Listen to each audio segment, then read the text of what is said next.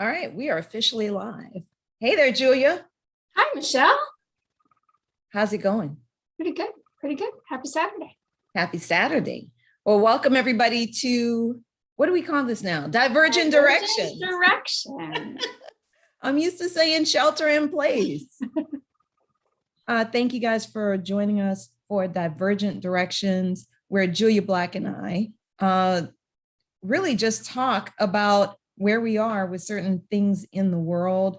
Could be politics, could be culture, could be, well, whatever we feel like talking about. But it's a little different from shelter in place. In shelter in place, we're mainly talking about COVID and what was going on with the Rona and how it was impacting the world. And we were kind of coming at that from a news reporting standpoint with some opinion thrown in because we're opinionated ladies.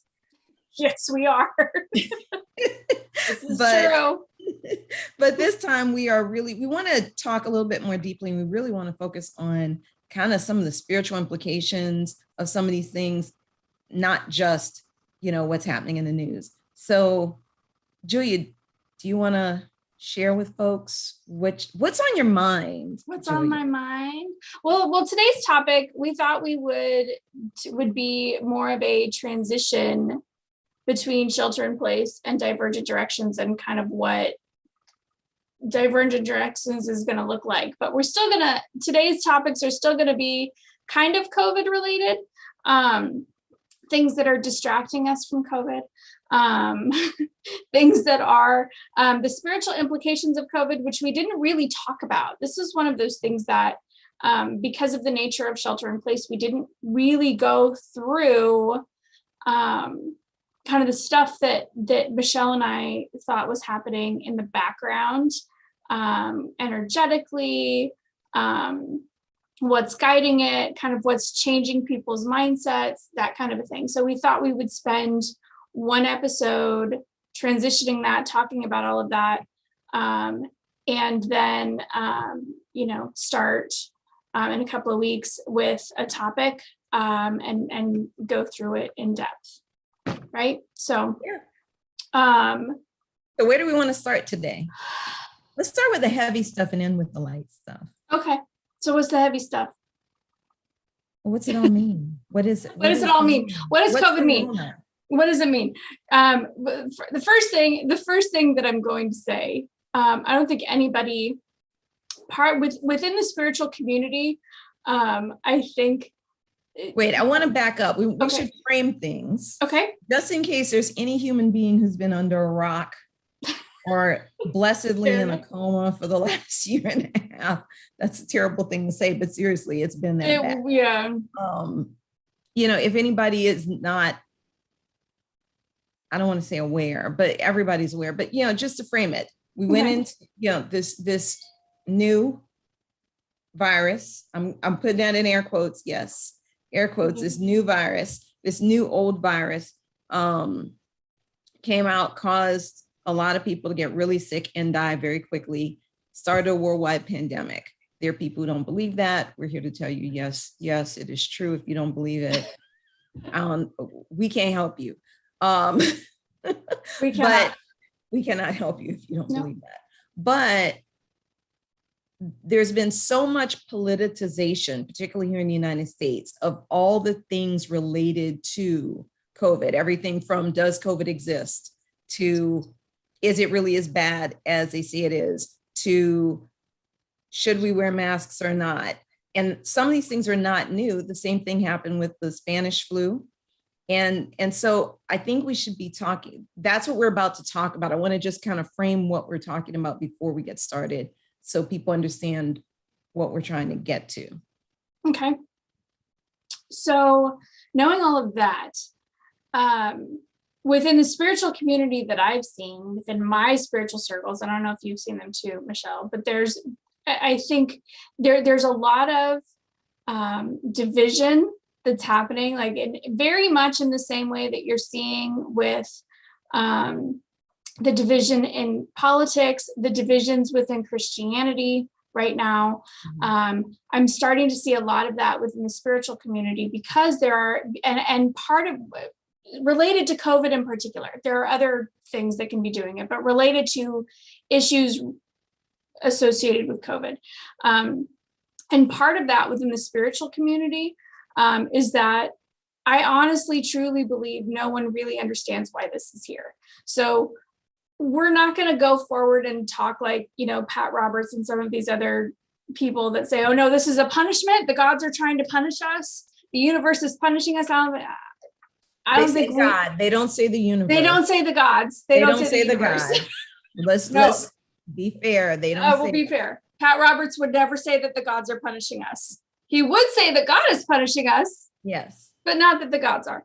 And then you have to ask, what does it mean if you haven't been directly touched by this? Because then does that mean that God really likes you better than other people? Yeah. There are so many implications to what he said. Yeah. No. And I'm saying him, but folks like him. Folks like him. And I think, and part of the division that has been happening within the spiritual community that I follow is that different communities have different reasons for why this is happening. And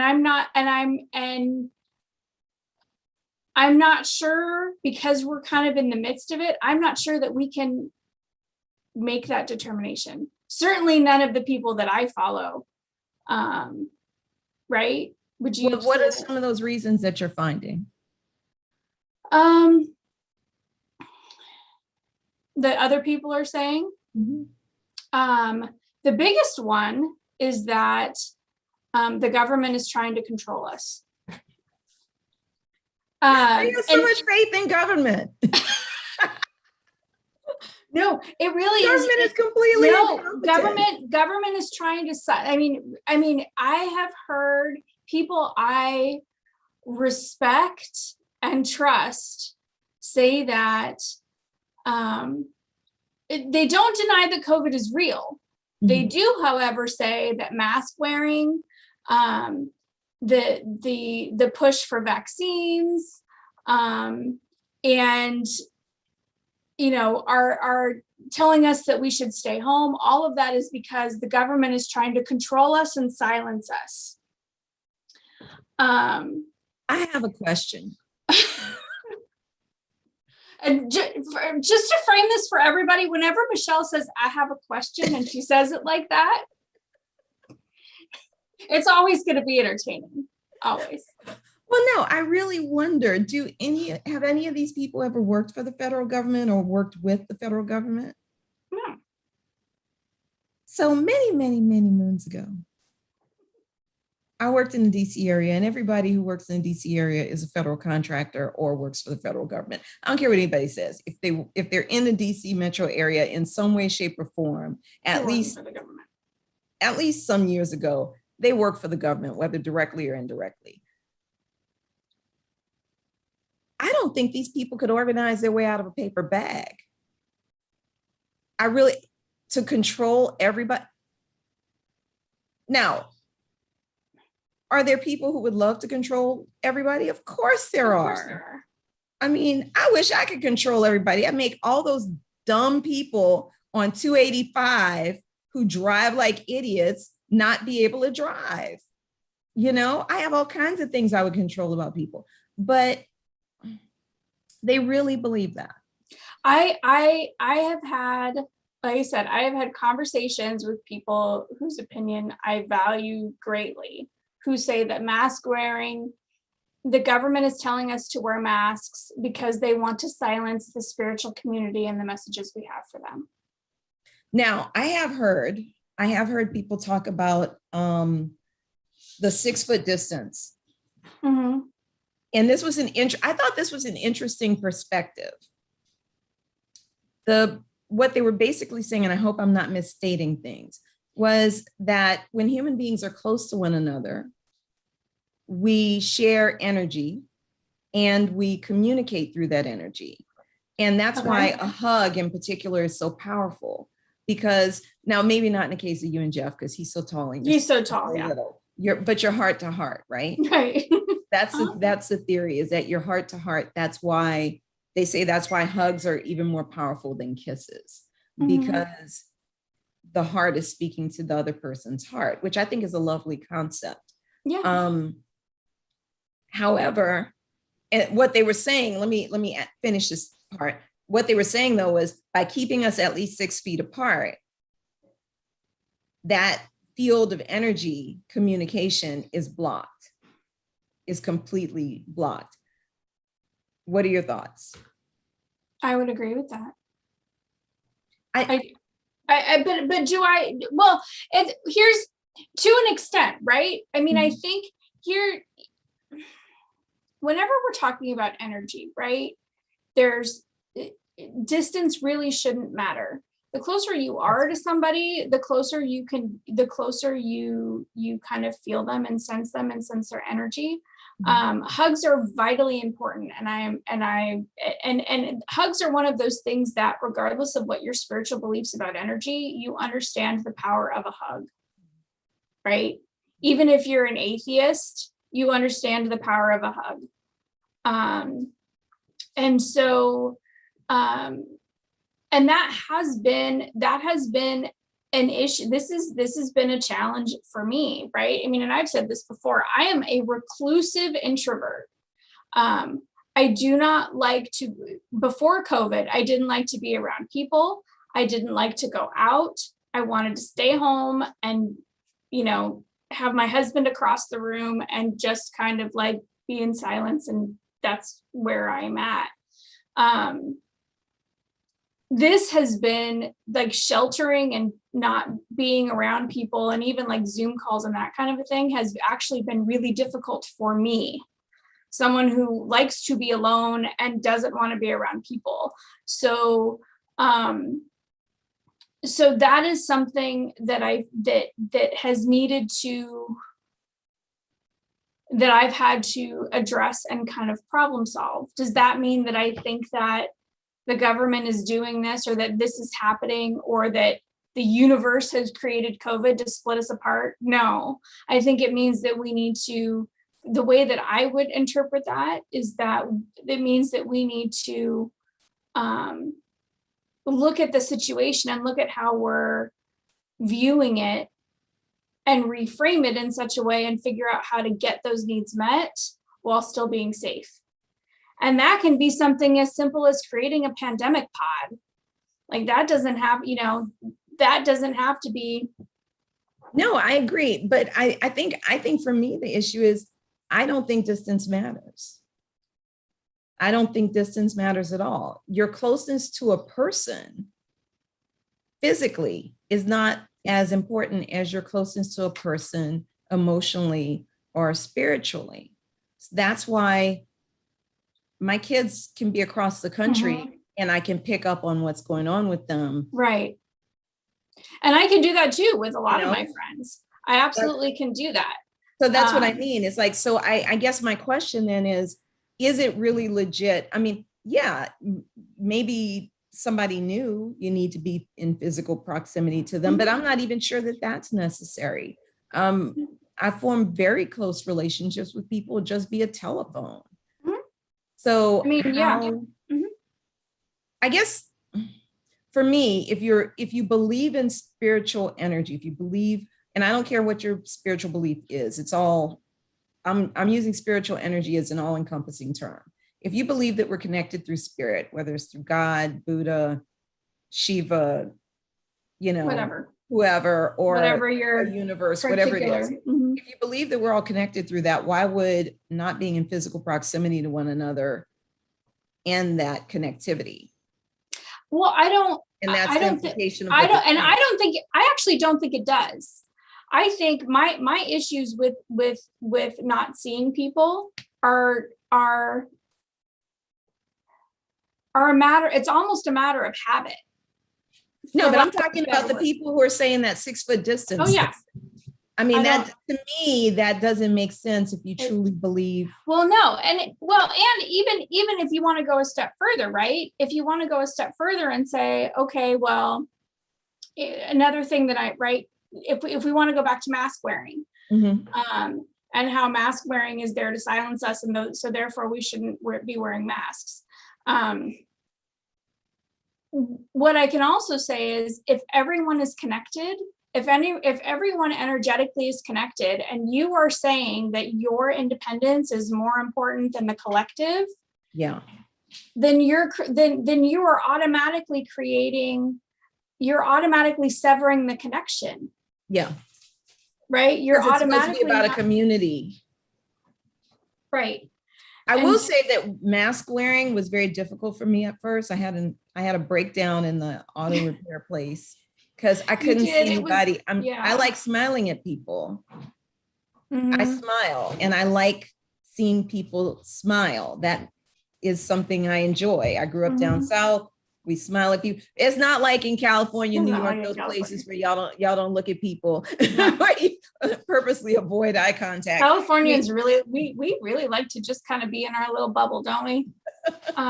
It's funny. I was like, wait, I thought this was happy people. Oh no. They're like New Yorkers, only less hostile, less outwardly hostile. Yeah, we're not outwardly hostile. We're nice on the outside, but we're not warm in general. Not warm to strangers. I'm gonna say that. No, I mean, I think I try not to be that way, but that's just the nature of kind of where I come from, what my family is like, and all that stuff. But but as opposed to down south, where, mind you, in urban areas in particular, in cities, you're going to find less of that now than when I was growing up. But when I was growing up, you smiled and nodded to everybody on the street. You said good morning to everybody you passed. So for me, smiling, greeting people is acknowledging people's existence. Yeah. A big part of who I am. So that part was very hard for me. But how does wearing a mask silence you? Because you can still talk. Well, that's why I didn't understand it, right? So the other thing, I don't believe this, right? I don't. No, I'm just trying to see if they're I don't understand this and you're hearing this. Do they give an explanation? Well, no. Well, and here's the thing, right? Is that is that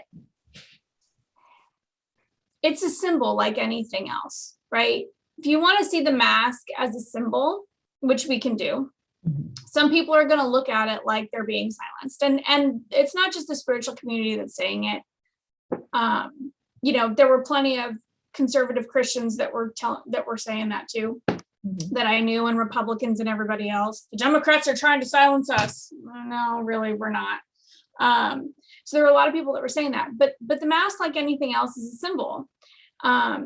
If we go back to me being an English major, part of the reason why I became an English major was because it has to do with the love that I have for creating meaning in symbols, right? So whenever you're studying a novel or any kind of piece of literature, they're going to talk about symbols and what they mean. And I love doing that because essentially, if you could back it up from whatever you're reading, it's right. And so for mask wearing, if people are choosing to say that the mask is a symbol of being silenced, then that's what it's going to be for them. So I can just then choose a different meaning. I can choose to believe that the mask is a symbol of me showing that I care for others and that I don't want to spread this virus that can potentially kill them. That's what the symbol means to me. If it means to them that they're being silenced, then what that would point to from my perspective is that you as a person have issues around being silenced that you need to work through. Well, handle your ish is what you're saying. Well, but anything, right? Anything that you feel, anything that creates a visceral emotional reaction in you is a clue that your soul wants to deal with it. It can be, and I have plenty of these things, right? There are plenty of things that I see on TV or that people tell me that create a visceral emotional reaction where I get very angry or I get ill or I freeze or whatever that is. But that's a clue to me. Oh, hey, I need to deal with this. How can what's the next step? If people are feeling that kind of reaction to something as simple as wearing a mask, then deal with your ish, man. Well, I don't know. I mean, so like on my side, I wouldn't say that I'm hearing a lot of different things. I think I'm hearing the same types of things. And even from what I would call non-spiritual people, just people who don't go to church. They don't do, church for them is football on Sunday. I don't Yeah, know. kind of You know what I agnostic mean? type of, haven't really thought about it. I mean, yeah, maybe they grew up in church, but now they're just like, yeah, they're good football watchers. Or, Sunday is for football. Yeah, they're Sunday not good is Catholics. But I'm hearing the same types of things. What I would say is coming out of part of the consciousness community is that there's an element of rebalancing that's taking place. I think that's the way I view it, is that there's an element of rebalancing that's taking place. There's only so far that we can go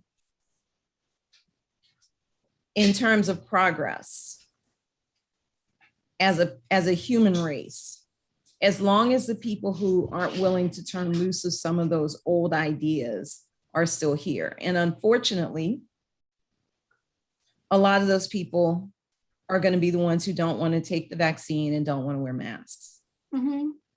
Because a lot of those people also hold opinions like, we don't like gay people, we don't like Black people, we don't like women working, whatever. And so, and I'm not casting aspersions and I'm not making broad generalizations, just that is what we have seen from a lot of these people who are screaming in people's faces at the Whole Foods about wearing a mask. Thank goodness that seems to have died down a little bit. Maybe some arrests may have, maybe there are a number of the people who got arrested from January 6th. Yeah, no, but I would agree with you, right? I mean, I think, and this is one of the things that we talked about in Shelter in Place, right? Is that there is absolutely, certainly on a surface level, but on a subsurface level as well, there's absolutely a correlation between COVID and the shutdowns and the Black Lives Matter movement, and the George Floyd protests, and a lot of the reframing of the way that our country is looking at race, the way that a lot of Caucasians have been looking at how they look at race, how they're, looking at police and policing, their purpose in society, looking at policing, looking at the way that women are treated, the way that employees are treated at companies. The way and we do need to talk about that, not this show, but we are going to talk about that because we think that's really important, especially from a historical context with other pandemics and what have come out of them. Yeah. But all of a sudden, everybody started looking deeper. And it's making everybody, or it has prompted many people, not everybody, but it has prompted many people to reevaluate what the norm is and what their beliefs really are. And what am I doing with my day? And how does that reflect what my values actually are? Well, okay, I'm going to name that I've been talking to You've been talking to Abby. Because I don't know if you guys were hearing that noise. No. It was kind of a scraping noise. It was driving me nuts. She was chewing on the chair that I'm sitting in. She's Abby, for those who don't know, is Michelle's puppy. Yes, I got a COVID puppy. So, and she's beautiful, but she's driving me nuts. So if you see me look down, that's because I'm fussing at Abby, telling her to stop eating my chair. No, I think all of that is just right. I think that we're in a place though where we can't move forward until a lot of these old ways of thinking are re-examined. And that's really what you were talking about is that. And some people I have heard, the other thing I have heard is that it's talking about moving into the age of Aquarius. Yes. As we're moving into the age of Aquarius, there's going to be a lot of upheaval. because it's letting go of the old. How did they put it? What comes before Aquarius? Pisces? Pisces comes before Aquarius? Pisces is after Aquarius. After Aquarius. Who comes before Aquarius? I don't know. Capricorn? I can look real quick. I think it's Capricorn. What I heard somebody say was that whatever sign it is that comes before Aquarius, that sign is a sign of following. That sign is a sign of like blind faith in a way. And what happened was basically people became blindly faithful in churches, in politicians, government, things of that nature. Yes, it is Capricorn, by the way. Capricorn. And that and I don't know if this is accurate, this is just what I have heard people say, that sign tends to be very rigid in that faith. And that's why we're having almost like a death throes now, as that energy is being released, as that energy is being forced to be overthrown, forced into upheaval, frankly. Yeah. What the Rona did was, like you said, it forced people to sit at home. And because listen, Black folks been telling white folks for years and years and years, the cops are beating our asses. The cops are coming in, they're terrorizing, they're an occupying force in our communities. We're being arrested more than everybody else for the same stuff. We're being targeted. We've been saying this for generations. This is not a new thing. But what happened this time was people were sitting in their houses with very few distractions.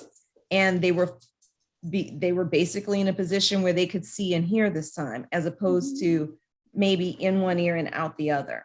And I think that's what the Rona did. Yeah.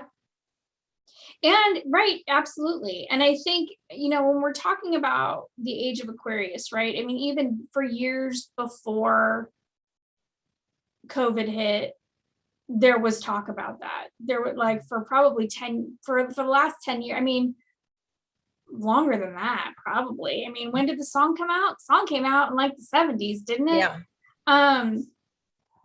So, and within the conscious community, there had been conversations about that for years and years. What Corona did is it just brought it to the surface. And what we're seeing right now, honestly, is a really strange tug of war that's happening right now. That's part of the reason why I think, and energetically, if you are sensitive to energy at all, then you're absolutely feeling this very strange tug of war that's been happening. That's part of the reason why the insurrection hit, and then there was like a nice little reprieve, right? Where it's like, okay, Biden got into office, there wasn't any more upheaval, and then it was like, okay, let's just breathe for a minute. But we're starting to see it again. Everything is starting to come to surface again. And that's happening at the same time, interestingly enough, as Delta variant is going through.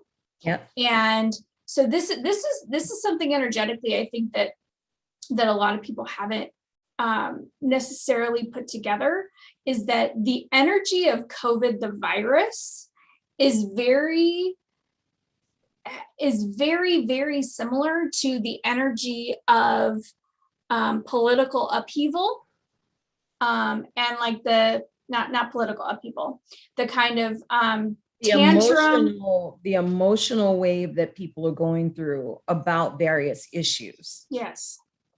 Politics being one of them. Yeah. So like a politician on either side, the bad. So one of my energy practitioners put it this way, because she's been helping me deal with my ongoing COVID symptoms. Hey, there's Abby. Abby, come say hello to us, please. And yes, this is a puppy. It's a 6 foot tall puppy, not 6 feet, but 4 foot tall puppy. 4 foot tall puppy. But the best comparison I heard was that the kind of stubbornness that COVID has to hang on to the body is very much like a stubborn politician that is like, no, I am unwavering. I will not move. Mhm. And it or like a toddler throwing a tantrum, like Yeah. an older toddler, like a 3 or a 4-year-old who knows that they shouldn't be throwing a tantrum, but they absolutely, this is the line in the sand for that 4-year-old, and they are not going to move. That's how COVID is. That's how COVID feels in the body energetically. That's how it's feeling with politicians. That's how it's feeling with, I mean, I can even use that same analogy for something like the billionaires going to space. Well, right? that's a good segue. Well, thank you. Segue time. Segue time. No, But- that's a great segue. But really, you have these boomer billionaires who feel like they can spend their money however they want, which is true. But that it's just it doesn't matter. It doesn't matter that most of the country is going to be evicted and homeless. It doesn't matter that so many people are hungry and out of work, and all that matters is I want to spend billions of dollars to create a spaceship so that I can not even go into space, go to the edge of space for 6 seconds, right? Or 6 minutes. There's so much to talk about here. Let's go ahead. That was a great segue into the other thing we wanted to talk about, because Julia and I both found this ridiculous. I think for similar but maybe slightly different reasons. Probably different reasons. When you and I were talking about this, you expressed, I think, a little more outrage over the amount of money being spent on that when there's so many other problems, right? Mm-hmm. You want to? Yeah. So my issue with NASA, this has been my issue with NASA from the beginning, right? But I am a much more empathic person. Let's put it this way. I am not as individualistic and about the way I view things as a lot of other Americans are. So for me, when I was a kid and I was looking at NASA and the space launches and all of that stuff, my question was always, there's all these homeless people though. So why are we spending billions of dollars to send someone into space when we could be spending the money to make sure that all of these people have homes and they're fed and they're taken care of? That has always been kind of where my heart has lies. When it comes to Bezos, we'll talk.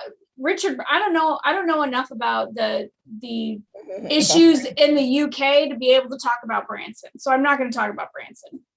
I want to talk about Bezos though, because Bezos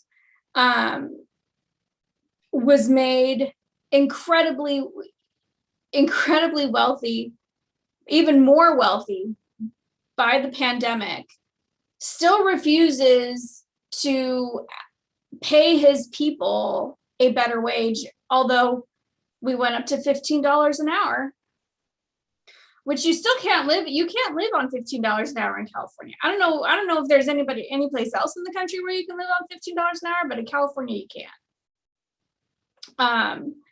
And so he's paying his people slave wages. He's requiring quite a bit from them. They're not treated well. And he's using the profits, and that's not even talking about the weird kind of slightly unethical business practices of Amazon, which is a different topic altogether. But he's taking all of this money so that he can create a spaceship that looks like a penis and fly into space. And then he comes down and then he returns to Earth. And he's got the audacity to thank everyone for buying all of his stuff so that he can fly to space. I don't want to do that. Like, pay your people well. Take a pay cut so that you can take a pay cut if you need to, and I don't think he does. But take a pay cut so that he can pay all of his people across the board much better, give them better benefits so that they can actually live. So I want to backtrack on one thing before we get into this again, right? So Bezos and other extraordinarily wealthy people, yes, were among the first to get these shots. So for everybody who says that those shots, the vaccines, yeah, everybody who says that the vaccine is not safe, I just want to ask you honestly, do you really honestly believe almost every US senator and congressperson is vaccinated? Almost every governor is vaccinated. Even the ones that are saying don't get the shot are vaccinated. President Trump was vaccinated before he left office. Vaccinated. All of these people are vaccinated, yet they're telling you don't get vaccinated. Mm-hmm. I'm just saying, I watch what rich white people do. I watch what rich white people do. When I saw them flying across the country, trying to get this shot, flying to Canada, different places trying to get the shot, I said, oh, okay, this must be all right. Because if anybody is not going to risk themselves, it's those people. So that's my first thing. But I wanted to take it back there real quick. Uh-huh. I disagree with you about NASA. I do believe that exploring space is a good thing. I think that it's a yes and. I don't believe that. I don't. And because I know that NASA does, that's not where most of the money in our budget goes. NASA doesn't get as much money in our budget as, say, I don't know, the Pentagon. No, that is absolutely true. Or the internal wars. I feel that way about the wars because why are we going and interfering in other countries? Anybody who has studied the politics of the international politics of this country knows that we have had underhanded dealings in particularly third world countries for generations. And we have caused irreparable harm in some of these countries. The very people that we get upset about coming to the United States as quote unquote illegals, most of them are coming here because of problems that we caused in their countries. Yeah, no, and I'm agreeing with you there. I'm absolutely agreeing with you there. So, and I think NASA's a yes and. This is I just want I want to frame it so people know why. I think that the problem, not the only problem, but one of the problems is we give so much money for war. I don't believe that war should be how we prop up our economy. And I think we prop up our economy with war a lot of times. So that said, for the personal and business people, Branson and England has the same issues we have here. They're just, a smaller country. They've got the same issues though. It would be like the equivalent of them having that issue. And I don't know geographically the size, but like a state, right? Okay. Same issues. Atlanta's got homeless people. We don't have homelessness at the level that California does, for a couple of reasons. One is family tends to stay together more down south than out in California. People tend to be more spread out and not have as much, I think, of a family safety net, so to speak. We have a lot of what I would call hidden homeless here who are couch surfing. Also, the climate is not as mild during the winter. Yeah, in the southern part of Georgia, it probably is. But up north in Atlanta and above, you can't easily be homeless here during the winter because you can literally freeze to death. Whereas there, maybe I would imagine it's like that in San Francisco to some extent. Yeah, maybe a couple weeks a year, depending on the year, but most years you're fine. Yeah. Right. So the climate is mild. Yeah. So there are a lot of reasons that we don't, I think, have the same kinds of numbers. Also, we just don't have as many people. California is what, the most populous or second most populous state? I forget. It's like California, Texas, and New York, I think, right? Vie for 1, 2, and 3, I think. So I say all this to say we've got a slightly different issue. When I see homeless people on the street in California, in the suburbs, I'm like, well, what kind of place is this? Because for us, homeless people tend to be in the city central more so. If you're homeless and you're in the suburbs, you're usually couch surfing or you're transitioning to somewhere. Which is Does that make sense? absolutely not the case here. Not the case, not the case. Totally not the case here in California. They could be 40, 50, 60 miles outside LA. And we have a homeless encampment that's not even a mile from here. And Right. we're 60 miles from LA. Right. And that's what, so that's a big, that was a big shocker for me. But I say all this to say that I think that it's a yes, and we should be putting that money toward other things as far as the government's concerned. With the billionaires, if they want to do that, they're within their rights to do it. Yeah, right. It's their money. Not denying that. I think though that it says something about their timing. Their timing, I felt, was a distraction from what was going on with the Delta variant coming out. Yeah. I think it was a distraction from some of the political things that were going on in the wake of, because this is when they started ramping up the arguments about were they going to have the select committee to investigate, at least here in the United States. Again, this, I don't know about UK Other politics countries. right now, but here in the United States, we were having the argument over the select committee. Who's going to be on it? Over the January 6th insurrection, that committee, Yeah. right? Yeah, and I'm not whether they're calling going it to an investigate.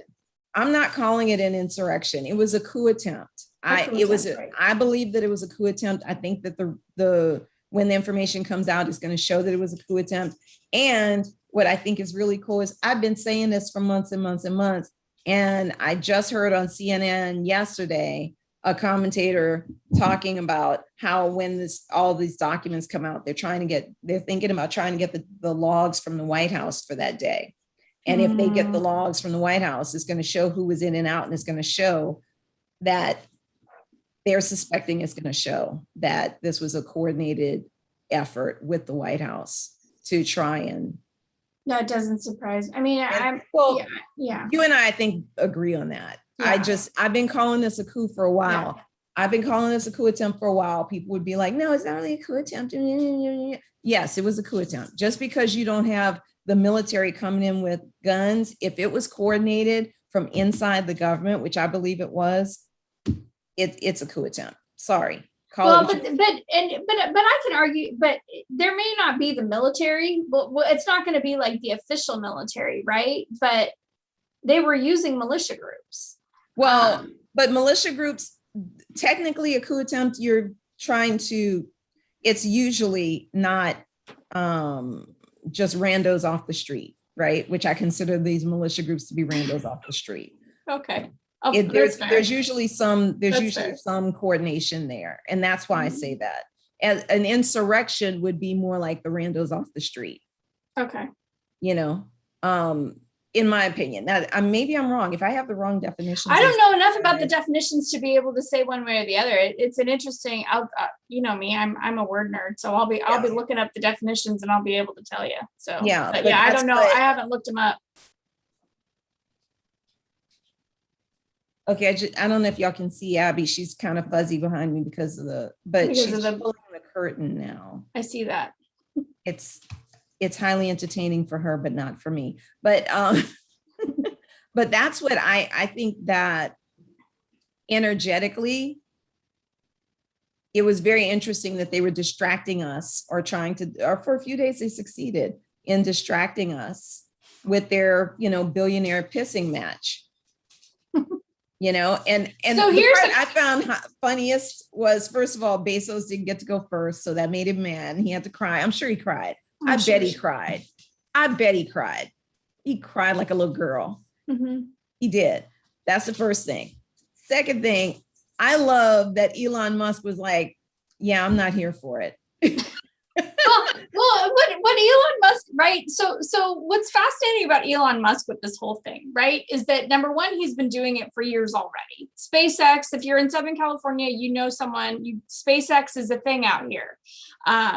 We knew numerous people that work for SpaceX. My husband even interviewed with them. They're a thing out here because they've been the ones that have been taking stuff up to the space station for years. They've been doing this because of because they cut funding to NASA. So Elon Musk has been doing this already. The thing that I find like hilarious about Elon Musk, right, is that, you know, Branson and Bezos are, you know, they're all excited. They got, and Elon Musk, like, I already sent a shuttle up there. I don't need to go. I don't want to go yet. Right. I don't care. And then there was an article that came out this week in CNN where they quote him. And, you know, Elon Musk's goal has been to go to Mars, which is different than what Bezos and Branson are talking about. Elon Musk wants to go to Mars. Like, that's part of the SpaceX situation. That's his goal. But he's clear. He's like, we're only going to send volunteers. And he wants the volunteers to understand that they're probably going to die up there. Because and he's the only one that seems to be looking at this in a very realistic way, not this romantic, let's go to space kind of situation, the way that it was sold to us when we were kids, right? Yeah. Like, particularly, and for the record, he's the one that's got Asperger's, or he's on the autistic spectrum, or whatever it is with him. So he's the one that has the clearest eye view of this, which I think is fascinating. Mm-hmm. The one that they say something's wrong with them. Right. I mean, if you know, the people that seem to be the most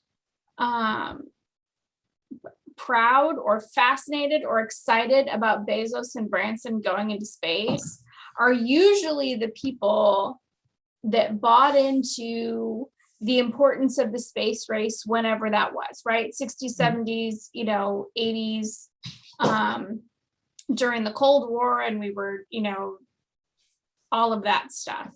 Not to say that it's not cool. Don't get me wrong. It's totally cool. I just don't think it's, I think that there are much better uses for that money. Then when I get my billions of dollars and I decide I'm going to space, I don't want anybody telling me I can't go because I should be giving it to poor kids. No, but what I do think, though, is I do think the government should be doing its research, because I think they're destroying this planet. And I think they're well aware of the fact that they're destroying this planet. And folks are going to need some place to go. And if you don't believe in climate change and things like that, then, you know, you probably think I'm a nutter. But all indications are that all of the drilling for oil, all of the deforestation, all of these things, the chemicals are damaging the planet. You know, humans are behaving like locusts. Mm-hmm. I'm not saying that we know another way to behave. I don't know. I don't know the answer to that. But we're behaving like locusts, where we're, I think, covering the planet, destroying everything. Mm-hmm. And I've told my kids many times, I said, listen, when the earth is tired of us, she'll shake us off. And I think they're looking for an exit strategy, at least for some of us, because survival is a very strong instinct. Yeah. And so I'm more than happy. Here's the way that I look at it. If you're a billionaire and you want to go live on the moon, go live on the moon. Oh, please, Bezos, go live on the moon. Please go. I don't need, I mean, we're signing a petition to make it. They were. I don't know if that's how that works, though, y'all. I don't know how, but for those that don't know, there was a petition that went around to keep Bezos in space. That once he got there, then he could stay there. There was no way to like actually enforce this particular petition, but it made me chuckle. But I think, you know, I've read enough Ursula Le Guin to know what it's like on other planets. So send all the rich people up there. That's fine. The only thing about sending all the rich people there is that then they would try and use this planet literally as a slave planet. I'm just saying. I mean, they've already got Amazon where people work like slaves, essentially, except they actually get paid. Right. And not just at Amazon. There are plenty of other places. Well, we're picking on Bezos. But we're picking on Bezos today, so. You know, but just saying that, you know, theoretically, if all the extremely wealthy people left, then I don't think that it would solve things here, because what it would do is that would imply that they have a level of technology that maybe they could actually enslave the whole planet. Maybe. Then maybe eventually, people but who at are the saying beginning, that the government is trying to control us might have a point. maybe at the beginning though, they're all going to be just worried about getting themselves settled. Eventually they'll get to the point where they'll want to take us over. By then we'll like have gone back to, we will have figured out how to live, and then maybe we can figure out how to destroy the moon. Who knows? I don't think that's what would happen at all. First of all, they wouldn't go up there until they could have all their creature comforts. They would bring all the technology with them. They would bring all the, you know what I mean? They would bring all the resources that they need. They figure out how to have energy. They figure out all of that stuff before they go to actually settle there. Well, Elon Musk isn't though. Elon Musk isn't. Well, yeah, that's because he's not silly. But they're not going to be pioneers. They're going to send other people to be pioneers. If you're smart, you're going to send someone else to be a pioneer and see if they can grow potatoes out of their poop, like Matt Damon in that movie. So what you're saying is, of the billionaire space race, you think Elon Musk is the smartest one because he hasn't gone into space yet? Yeah, he already said, I'm sending volunteers. He'll probably die there. And once they figured it all out, then I'll go. Then I'll roll out. That's first of all, that's executive thinking. And executive realizes the best use of their time is not to grow potatoes on the moon. That's not or on Mars. That's not their job. They have people that they hire to do that, or they get volunteers to do that. So that's executive thinking, number one. So anybody who's in business, do not follow Bezos as the model. Follow Elon Musk, because clearly he knows what he's doing. He knows what he's doing. But number two, it's the most clear-eyed and rational approach to this. Mm-hmm. You know, if you're funding this thing, so what happens? Bezos goes, 6 miles into space, or whatever it ended up being. Didn't even go into real space. Nope. He's a wuss. You got to train for years to do that. You don't just one day wake up and say, next month I think I'll go to space. You got to train for years for that. And I don't care how long he's on his Peloton or he's in front of his little workout mirror. He is not doing the kind of training these people do at NASA to get ready to go to space, or at SpaceX. This is true. To go to space. He's not doing that. He's busy eating rich dinners with politicians. Mm-hmm. He's not doing what they do. So he's not ready for that. You're not ready for this smoke. But even just to go the 6 miles into space, you're not going far enough to even find out the impact on your body, whatever. And you still could have died. Mm-hmm. You're supposed to be funding these projects. What happens to you if you die? What if he came back with like a space alien? What if he came back with like a space disease?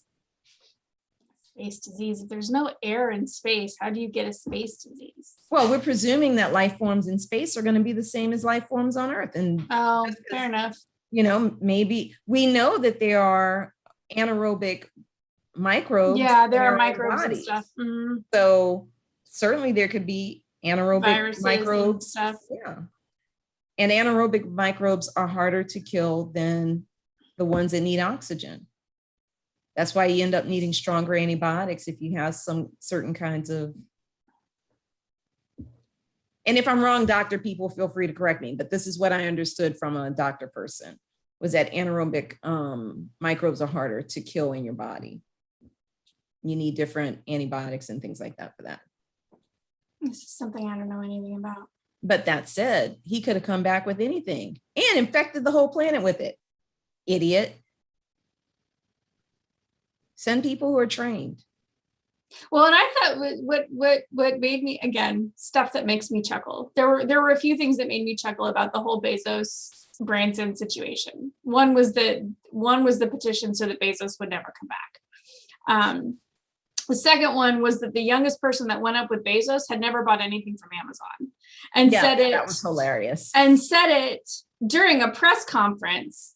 And I was like, oh, it's just freaking amazing. This guy is just getting schooled on so many levels. The third part was that shortly thereafter, the FAA changed the definition of astronaut so that Branson and Bezos can't categorize themselves as astronauts. To your point about all of the training that astronauts need to go through in order to get into space, they didn't have any of that, so they can't be defined as astronauts. And so it was just like everyone's just slapping them in the face, and this makes me so happy. Well, by their definition, I could be an astronaut.